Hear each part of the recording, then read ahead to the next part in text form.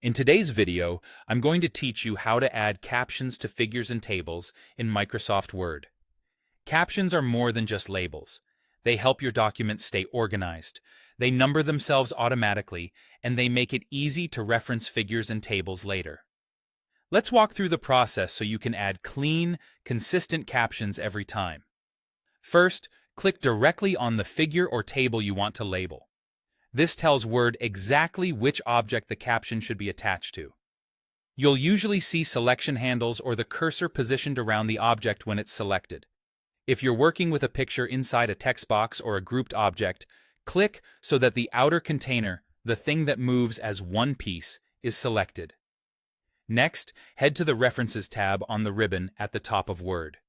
This is where Word keeps its tools for captions, footnotes, and citations. In the Captions group, click Insert Caption. A dialog box will open, and this is where you set up what your caption will look like. At the top of the dialog, choose the label type that matches what you're captioning, typically figure for images, charts, and illustrations, or table for tabular data. If your document needs a different label, such as map or diagram, click New Label and type the exact word you want to use. Keeping label names consistent helps Word number and list them correctly. In the text box, type the caption or title you want to appear. Keep it brief but descriptive, such as a short summary of what the figure shows or what the table contains. Word will add the label and number automatically, and you supply the descriptive part that follows it.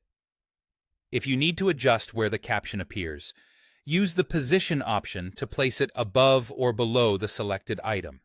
If you want numbering to include chapter numbers or use a different numbering style, click Numbering and choose the settings that match your formatting rules.